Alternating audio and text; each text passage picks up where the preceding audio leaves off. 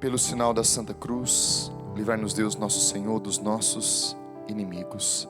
Em nome do Pai, do Filho e do Espírito Santo. Amém. Amém. Uma ótima tarde a todos. Estamos nesse acampamento rumo a Pentecostes. Porque na realidade nós estamos de fato caminhando liturgicamente para o tempo da graça, o tempo do batismo no Espírito, a festa das primícias, a festa de Pentecostes. 50 dias depois que Jesus ressuscitou, os apóstolos estavam reunidos em oração na casa de João Marcos, segundo a tradição, onde se havia realizado a Santa Ceia, onde havia se realizado o lava-pés, onde havia se realizado a instituição da Eucaristia, do sacerdote, do sacerdócio, onde Jesus costumava estar em alguns momentos. Além da casa de Lázaro, de Maria e de Marta, em Betânia, um dos lugares que Jesus frequentava era a casa de João Marcos. João Marcos, que é o evangelista Marcos. 50 dias depois da ressurreição do Senhor, os discípulos estavam lá. A primeira mensagem de Jesus para eles foi, e até disse através de Madalena, naquele dia, naquele domingo da ressurreição, disse: vai, diz aos meus irmãos para irem a Galileia e lá os encontrarei. A Galileia foi onde começou o ministério, a Galileia onde começou o chamado, a Galileia onde Jesus chamou os seus discípulos, onde realizou a maioria dos seus milagres. O início dos seus milagres, da glória de Deus se manifestou ali em Caná, na Galileia. Então era preciso que os discípulos voltassem para a Galileia, para voltar ao primeiro encontro, ao primeiro amor, à base da sua fé, para que assim Jesus ressuscitasse a fé de cada um daqueles que Ele escolheu, que Ele chamou e que se tornaram seus apóstolos e seus discípulos. Jesus hoje quer convidar você a voltar à intimidade, a voltar ao começo, a voltar àquele lugar de encontro onde você experimentou algo transformador na sua vida, onde você experimentou o batismo no Espírito, onde você experimentou de fato um encontro pessoal com Jesus, onde você se converteu, onde você disse: eu não quero mais viver nessa vida medíocre, eu não quero mais viver essa vida rasa, eu quero navegar para as águas mais profundas, eu quero adentrar na intimidade com o Senhor, eu quero seguir a Jesus, eu quero ouvir esse novo mandamento. Então voltar à Galileia, que foi essa primeira ordem de Jesus, quer dizer isso, voltar ao começo, ao início. Quando foi que eu tive o meu encontro com Jesus? Quando foi que você teve o seu encontro com Jesus, Tânia? Lá em Guará, faz tempo, hein? Mas como é bom poder voltar lá quando eu morava com você, no noviciado, as experiências que eu vivi. Isso revigora a minha missionariedade, isso revigora a minha fé, a minha entrega, o meu ser canção nova. Então quando nós temos e ouvimos essa voz do Senhor que diz: voltem para a Galileia, o Senhor está dizendo primeiramente para nós: voltem, depois que Ele ressuscitou, voltem para a Galileia, pois lá os encontrarei, lá realizarei algo maravilhoso, a pesca milagrosa, onde 153 grandes peixes foram pescados naquele dia, em que os discípulos, talvez pelo cansaço, pelo receio, voltaram para pescar, para a vida velha. E aí quando João viu aquele milagre acontecendo, disse: é o Senhor. Pedro então mergulha naquela água e vai ao encontro de Jesus. Ali encontra-se uma fogueira, o detalhe da fogueira, dos peixes naquela brasa, remetendo talvez à experiência que Pedro viu quando estava ali naquela fogueira se aquecendo, enquanto ele infelizmente traiu Jesus naquela noite de Quinta-feira Santa, na casa de Caifás. E ali, ao mesmo tempo que ele traiu Jesus, por três vezes Jesus o chama no canto e pergunta do seu amor para com ele. E Pedro, na sua sinceridade, diz que ele não ágape Jesus, que ele não ama profundamente como deveria amar, mas que Ele ama filho, Ele é limitado. E Jesus, sem receio nenhum, curando o coração de Pedro, né, manda ele apacentar as ovelhas, ou seja, dá a ele o cajado, o primado de Pedro naquele momento. Detalhes tão ricos da nossa palavra de Deus. A beleza de voltar para a Galileia, a beleza de voltar nesse tempo de ressurreição a nossa essência, para que, como eu já disse algumas vezes, Jesus possa nesse tempo ressuscitar a nossa fé, porque Ele fica 40 dias com os seus discípulos, aparecendo a Pedro, aparecendo aos discípulos de Emaús, como nós celebramos na liturgia de hoje, no evangelho de hoje, aparecendo às mulheres, aparecendo aos discípulos que estavam trancados com medo dos judeus, e dando a eles ali o sopro do Espírito, dando a eles a paz do céu, dando a eles o sacramento da confissão, da reconciliação, instigando a fé de Tomé, como nós já celebramos no domingo passado, na festa da misericórdia. Jesus aparece nesse tempo para quê? Para ressuscitar a fé dos seus discípulos. Então, o primeiro ponto que eu quero convidar você nesta hora é: peça ao Senhor que ressuscite a tua fé, que aumente a tua fé. A fé nele, a fé no Senhor, porque a fé é acreditar que Ele está vivo, que Ele está ao meu lado. A fé é acreditar que nós não estamos sozinhos, que Ele não nos desampara. E a esperança também, como virtude teologal, é justamente acreditar que tudo vai passar, que Ele um dia voltará, que o medo vai embora, que o Senhor é maior do que todas as coisas. Isto é a nossa esperança. E a caridade como virtude teologal é justamente esta união com o amor, essa entrega, essa intimidade com Deus. Então, meus irmãos, Jesus manda os discípulos primeiro para a Galileia. Mas depois de um tempo, antes ou no dia que Ele vai ser elevado ao céu, nós podemos meditar isso tanto no Evangelho de Lucas 24, quanto no Atos dos Apóstolos, versículo 1. Lembrando que Lucas é o mesmo autor do livro dos Atos dos Apóstolos, que poderia ser chamado o Evangelho do Espírito Santo. E ali, no versículo 1 do capítulo 1 do Atos dos Apóstolos, vai dizer: fiz meu primeiro relato, ó Teófilo. Teófilo, amigo, filo, Teo, Deus. Lucas escreve para os amigos de Deus. Eu quero ser teu amigo, Deus. Obrigado, porque o Senhor escreve para mim, muito mais do que um amigo, mas um filho. Fiz meu primeiro relato, ó Teófilo, a respeito de todas as coisas que Jesus fez e ensinou desde o começo, até o dia em que foi arrebatado ao céu. Depois de ter dado instruções aos apóstolos que escolhera sob a ação do Espírito Santo. Jesus escolheu os seus discípulos guiado pela força do Espírito Santo. Ele tinha intimidade, ele era usado pelo Espírito Santo. Ainda a eles apresentou-se vivo depois de sua paixão, com muitas provas incontestáveis. Durante 40 dias apareceu-lhes e lhes falou do que concerne ao reino de Deus. Jesus não quis falar sobre essa terra. Jesus não quis falar sobre as coisas desse mundo. Jesus quis falar sobre o reino de Deus, sobre o céu, sobre a vida eterna.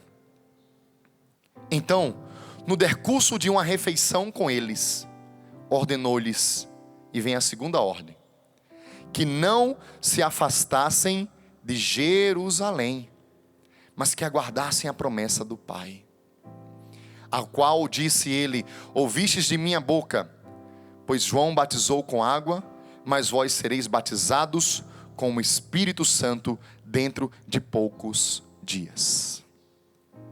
Palavras do Senhor, graças a Deus, graças a Deus. Essa palavra do Senhor para nós, nesta hora. Veja, perceba como eu comecei essa meditação, essa pregação, para aquela primeira ordem de Jesus, que diz para os seus discípulos: voltem para a Galileia, porque lá os encontrarei. Ou seja, é voltar a este início, é voltar ao nosso encontro com Jesus, é voltar ao nosso encontro pessoal com Cristo, base para uma vida nova, necessária para nós. É aquela belíssima pergunta que Jesus diz aos seus discípulos lá em Cesareia de Filipe: quem diz o povo que eu sou? E aí os discípulos começam a dizer: alguns dizem que tu és Elias, outros que és João Batista que ressuscitou, outros dizem que é um profeta. E aí Jesus diz: e vós, quem dizeis que eu sou? Ou seja, eu quero saber agora da sua resposta, a sua intimidade, é o seu encontro comigo, porque a resposta é pessoal. O chamado ele pode ser comunitário, mas a resposta é pessoal e é diária. O chamado é eterno e a resposta é diária e pessoal. Então voltar para a Galileia é voltar a esse sim, a essa resposta, a esse encontro, e enraizar a nossa fé, não nos perder. Mas aí Jesus, depois de 40 dias com eles, num decurso de uma refeição, que talvez fosse a Eucaristia celebrada, porque foi assim que nós meditamos hoje no Evangelho dessa liturgia, desse domingo, do terceiro domingo da Páscoa, que foi justamente naquela refeição, no partir do pão, na Eucaristia, que os discípulos reconheceram Jesus. Jesus estava ali tendo refeição com eles. E naquele momento ele falou: não se afastem de Jerusalém. E a pergunta é: por que não se afastar de Jerusalém? Ora, porque Jerusalém é o centro da obra da salvação. Então certamente, se é o centro da obra de salvação, Jerusalém é o ponto final da missão terrestre de Jesus, e deveria ser o ponto inicial da missão dos apóstolos, da missão universal dos apóstolos. Jerusalém tem esta graça sobrenatural. Até hoje nós, quando vamos em peregrinação a Jerusalém, nós sentimos algo espiritual. Os nossos guias nos dizem, a Tânia já deve ter ouvido isso das vezes que foi, eles dizem assim: Jerusalém não tem nada, não tem água, não tem ouro, não tem matéria-prima, não tem petróleo, não tem diamantes, pedras preciosas. Não é uma terra fértil como a nossa Amazônia, como o nosso Brasil. Mas por que ela é tão disputada? Porque ela tem Deus. É claro, o judeu está falando isso porque para o judeu, somente no Monte Moriá, onde está ali o Muro das Lamentações, onde está aquela mesquita de Omã, a cúpula dourada, que nós vemos nas fotos, nas imagens de Jerusalém, para os judeus, somente aquele lugar é o lugar onde Deus está. Para nós não. Como Jesus disse até para a samaritana, chegará um momento em que nós iremos adorar, não neste monte, Samaritana, onde os seus pais construíram um templo, nem também em Jerusalém, mas nós iremos adorar em espírito e em verdade, porque o Senhor está em todos os lugares pela nossa fé. Jesus, quando ressuscitou, antes de ressuscitar, Jesus só podia estar ou na Galileia ou na Judeia. Mas ressuscitado, ele pode estar na Galileia, na Judeia, aqui, a sua casa, em todo lugar. Então, Jerusalém, é claro, os judeus disse aquilo porque para ele, por isso que eles não constroem o templo em lugar nenhum, porque eles estão tão ricos, né? Uma vez eu perguntei: caramba, vocês são tão ricos, por que vocês não constroem o templo em qualquer lugar? Ele falou: nós construímos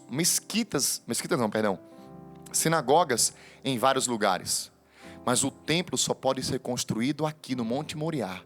No Monte Moriá, onde Isaac foi imolado, foi entregue por Abraão a Deus, onde o cordeiro estava ali e foi imolado ao invés de Isaac.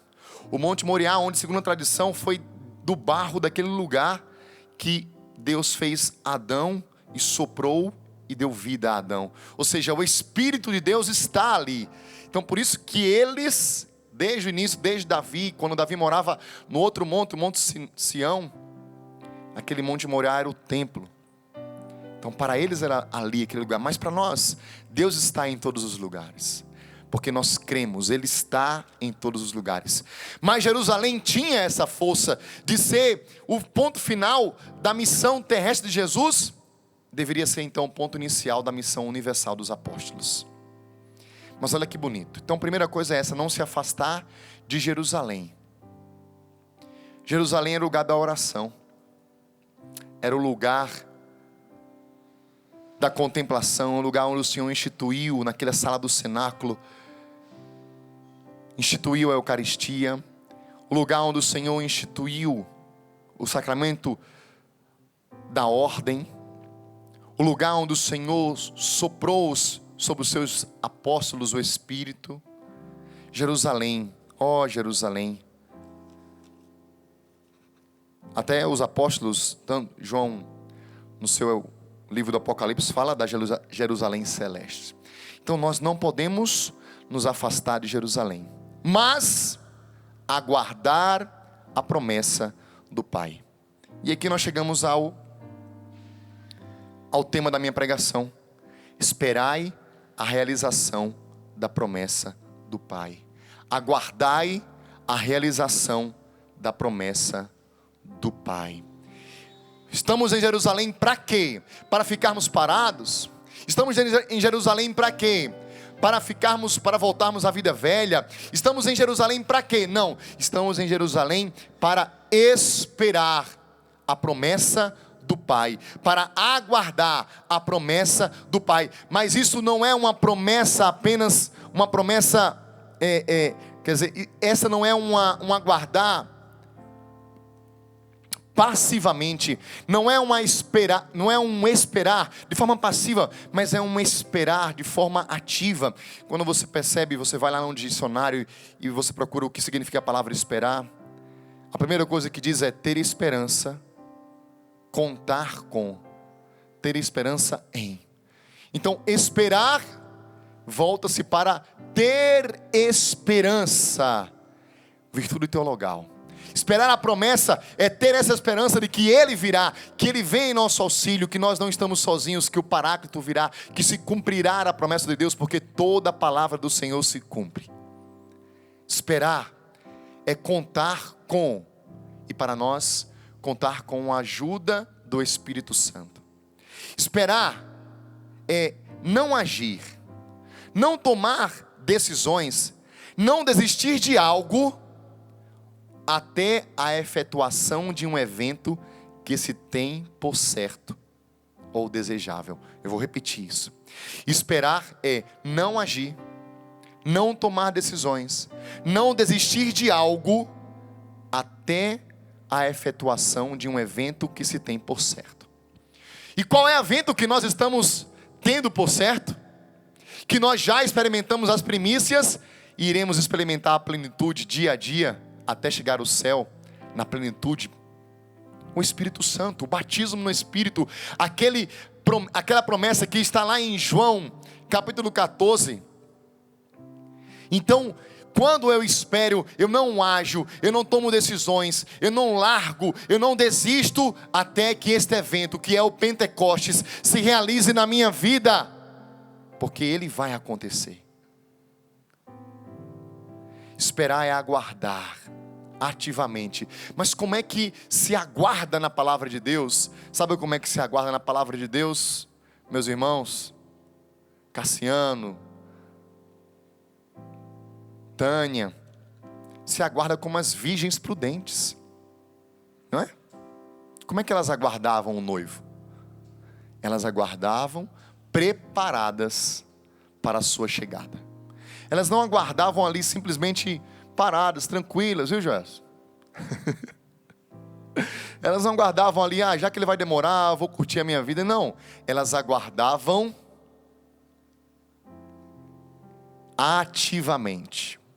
E para nós, o que é preparar esse óleo? O que é ter o azeite das virgens prudentes? O que é ter em reserva, reservar isso para que ela não se acabe, para que a chama não se apague? O que é isso? Isto é a oração, é a comunhão, são as obras de caridade que vão enchendo os nossos recipientes com azeite, para que o fogo da oração, da intimidade não se apague. E quando o noivo bater a porta, e o noivo é Jesus, nós somos a igreja, a sua noiva, e o amigo do noivo é o Espírito Santo, para que quando o noivo voltar, a gente não seja pego desprevenido. O que é aguardar na palavra de Deus, se não ativamente fazer isso? Nos casamentos judaicos, segundo a tradição, havia como se fosse o noivado, naquele momento, e a pessoa já era casada.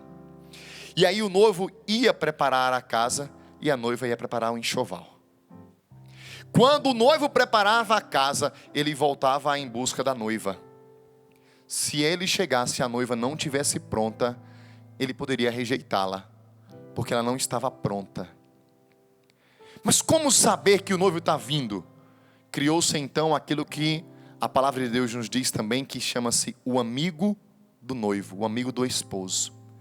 Que Jesus, para a sua primeira vinda, relata que o amigo do esposo, ou seja, da sua primeira vinda, foi quem? João Batista. Ele foi um amigo que veio e preparou o caminho do Senhor, que diz: convertam-se, porque o reino de Deus está próximo, está chegando, virá aquele que vem depois de mim, que ele batizará no fogo, ele batizará no Espírito. Eu batizo na água para a conversão, mas ele batizará para uma vida nova, plena, para o céu. Então Jesus mesmo disse que ele é o amigo do esposo, segundo a tradição daquele povo. Mas para a sua segunda vinda, para a vinda definitiva de Jesus, sabe quem é o amigo do esposo? O Espírito Santo. Jesus é o esposo, a igreja é a sua esposa, e o amigo do esposo é o Espírito Santo. Por isso, nesses últimos 50 anos, quando houve um derramamento profundo do Espírito Santo sobre todos, porque o Espírito Santo nunca deixou de estar com a igreja, nunca deixou de levantar santos, de conduzir a sua igreja, mas nunca houve na história algo como o que nós temos experimentado nesses últimos 50 anos. Um batismo onde milhares de pessoas podem experimentar algo novo, são usadas por Deus, milagres acontecem. Então no século passado aconteceu isso, e agora continuamos. Isso quer dizer o quê? Atenção, se o amigo do esposo está chegando, é porque o esposo está mais perto. É preciso estar atento, estar atento. Então esperar é justamente estar ativamente. E o meu convite a você é essa, porque para mim o que mais marcou nessa palavra é: aguardai, não é? Aguardai a promessa do Pai, esperar é a promessa do Pai. Mas esperar como, meu irmão? Esperar trabalhando. Ninguém vai para o trabalho e diz assim: eu quero trabalhar agora, vamos esperar que um trabalho chegue e fica o dia todo em casa. Não, como é que você faz? Você se prepara, você estuda, você se capacita, você faz o seu melhor, esperando a oportunidade do emprego chegar. Você está entendendo? Quem vai esperar a prova, ingressar numa faculdade, fazer a prova do vestibular, do Enem, não pode ficar simplesmente rezando em casa, esperando chegar o dia daquela prova. Você tem que se preparar. Então esperar, aguardar a promessa do Pai, é se preparar. Se preparar como? Em oração, permanecer em Jerusalém, entrar no cenáculo novamente e entrar em oração. E é no cenáculo que existe o quê? O cenáculo está ali para nos mostrar que é preciso estar com Maria, com a Virgem Maria, sermos marianos, termos intimidade com Nossa Senhora. É preciso estar no cenáculo para quê? Sermos eucarísticos, porque foi no cenáculo que aconteceu a instituição da Eucaristia. É preciso estar no cenáculo para quê? Para estarmos sob a Igreja Católica, porque foi no cenáculo que instituiu-se o sacerdote, o sacerdócio. É preciso estar em Jerusalém e aguardar a promessa do Pai desta maneira. Aguardar com afinco, aguardar com fé, sem receio nenhum. O Espírito Santo, ele é a promessa.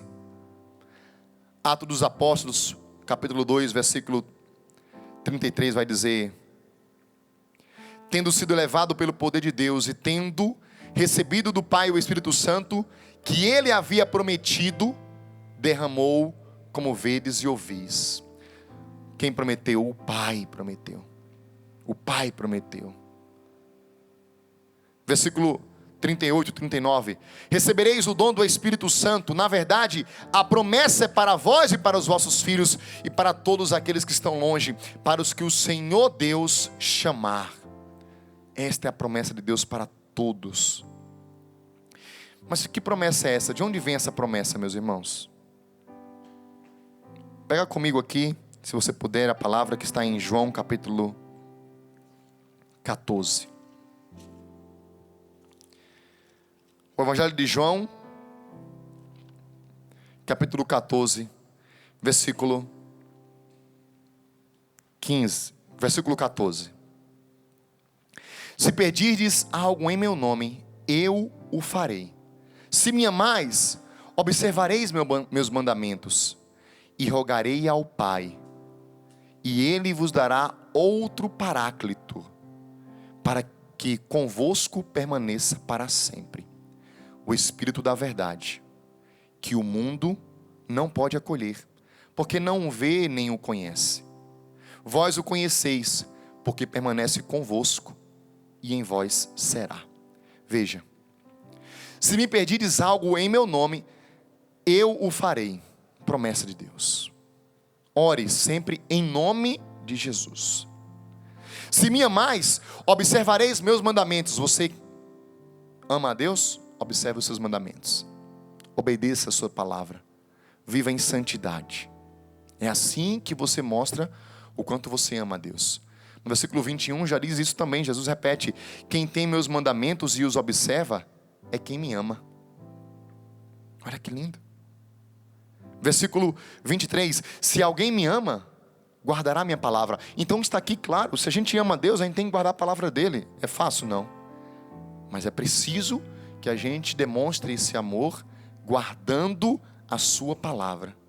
Jesus continua aqui: e eu rogarei ao Pai, e Ele vos dará outro Paráclito. Por quê? Porque Jesus é o primeiro Paráclito. Paráclito quer dizer defensor, advogado. Jesus é aquele que primeiro advogou em nosso favor, ao ponto de se entregar por nós para pagar toda a dívida. Nós somos o réu, Jesus é o juiz, o Pai é o juiz, e Jesus é o advogado de defesa, é o Paráclito. Então Ele advoga em nosso favor, Ele é o nosso intercessor. Ele é o Moisés por excelência, o grande intercessor do povo. Mas ele está dizendo que quando ele estiver com o Pai, ele rogará ao Pai, e ele vos dará outro Paráclito. Quem é esse outro Paráclito? O Espírito Santo. Por quê? Para que ele permaneça conosco para sempre. O Espírito Santo não nos deixa. Não nos deixa. Ele está em nós. Ele age em nós. E quem é o Espírito Santo? Ele é o Espírito da verdade, não da mentira. Se você está vivendo uma vida na mentira, você não está cheio do Espírito Santo. Se você vive uma vida de corrupção, de mediocridade, se você vive uma vida de falsidade, você não está sendo conduzido pelo Espírito Santo, mas pelo Espírito das trevas, pelo Espírito da mentira. E o pai da mentira é o diabo. Então às vezes você pode se tornar o filho do diabo, porque o diabo, ele age, mas ele age através dos homens. Através dos homens. Então, nós que queremos ser cheios do Espírito Santo, que já o recebemos no batismo, nas suas primícias, mas não na sua plenitude, nós precisamos então agir como homens cheios do Espírito da verdade. A verdade é que o mundo não pode acolher. Por quê? Porque o mundo é da mentira. Porque não o vê nem o conhece, não tem intimidade. Porque conhecer na Bíblia quer dizer ter intimidade. Mas vós o conheceis, porque ele permanece convosco e em vós será. Olha o versículo 26, desse mesmo capítulo 14. Mas o Paráclito, o Espírito Santo, que o Pai enviará em meu nome, olha a promessa. Quando então Lucas narra lá, que nós lemos agora, né? Quando ele narra justamente isso: permanecer em Jerusalém e aguardar a promessa do Pai. Que promessa é essa? Está aqui. O Paráclito, o Espírito, ele vos ensinará tudo. Olha que lindo. O Espírito Santo nos ensinará tudo. E nos recordará tudo, vos recordará tudo o que eu vos disse. Você acha que os apóstolos iriam lembrar de tudo aquilo que Jesus ensinou? Claro que não. Mas no Espírito, cheios do Espírito Santo, eles puderam recordar de todos os ensinamentos de Jesus e ainda ouvirem outros ensinamentos que Jesus não pôde dizer. Que história é essa, Emanuel, que Jesus não pôde ensinar? E tem mais ensinamento? Tem. Por isso aqui é um adeno, né? Nós da igreja católica, temos a nossa fé alicerçada em 3 pilares: Sagradas Escrituras, Sagrado Magistério e Sagrada Tradição. Os nossos irmãos protestantes, eles se baseiam apenas nas Sagradas Escrituras. Eles não têm a tradição nem o magistério. Sim, a palavra de Deus tem a revelação do Senhor. Mas o Senhor também revelou outras coisas após as Sagradas Escrituras. Porque está aqui no versículo João 16, versículo 12. Tenho ainda muito que vos dizer, mas não podeis suportar agora. Quando vier o Espírito da verdade, Ele vos guiará na verdade plena. Pois não falará de si mesmo, mas dirá o que tiver ouvido e vos anunciará as coisas futuras. Ou seja, a promessa do Pai é enviar o Espírito que vai nos revelar a verdade plena, que vai nos recordar os ensinamentos de Jesus. É enviar o Espírito que vai renovar a nossa fé, que vai mudar a nossa vida. Essa é a promessa do Pai. Nós clamamos. Mas aí a pergunta que às vezes fazemos: por que nós clamamos o Espírito Santo se nós já o recebemos no batismo e na crisma?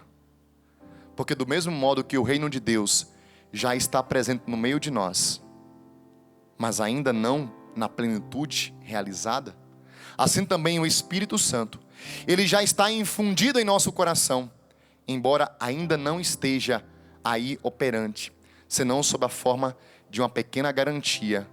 Veja, é garantia de que logo, logo ele se dará em plenitude. O Espírito Santo é a força que nos incita para adiante. É Ele que nos instiga a ir adiante, a não ficar parado no marasmo. É Ele que nos mantém no caminho como peregrinos. É Ele que nos permite que não nos acomodemos e não nos tornemos um povo sedentário.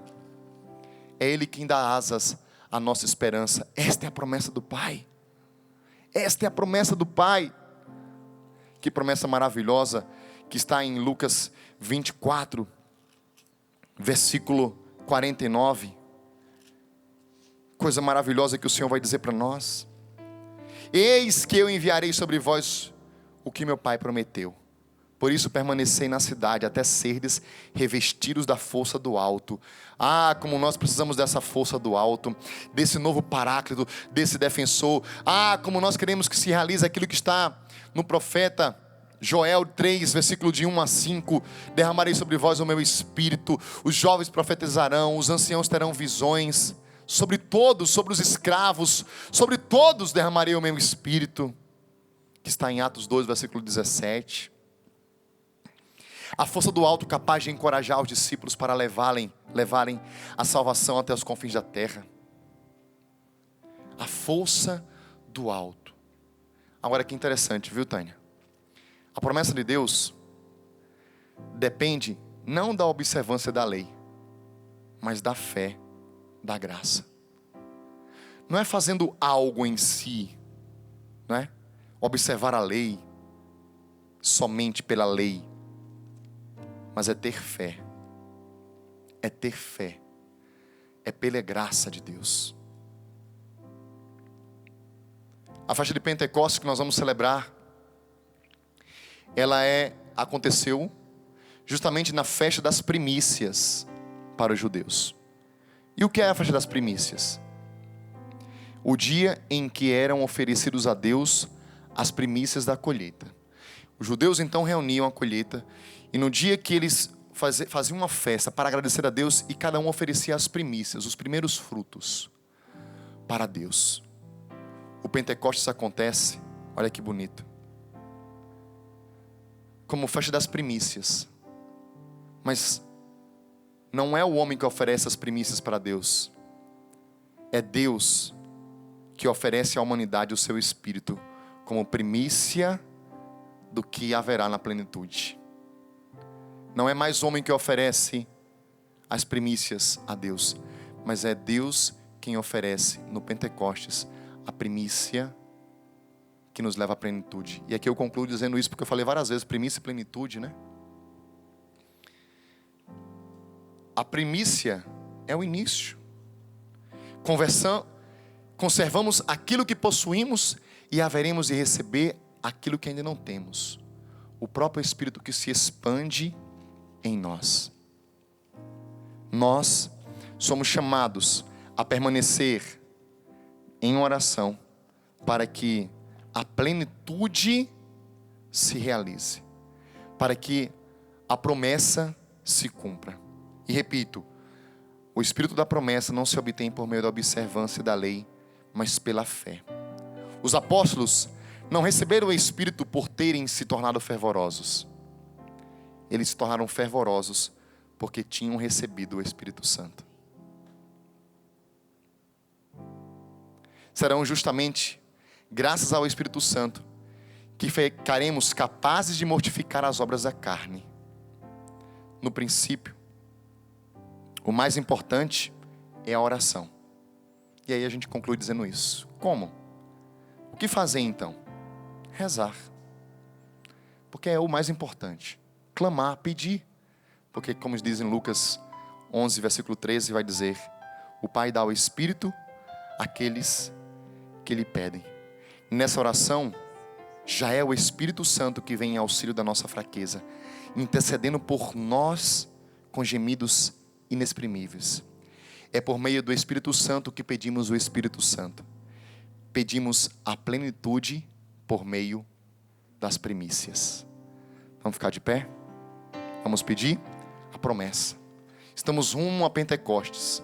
Há um Pentecostes litúrgico daqui a alguns dias, algumas semanas, mas há um Pentecostes pleno na vida eterna. Eu concluo com essa palavra.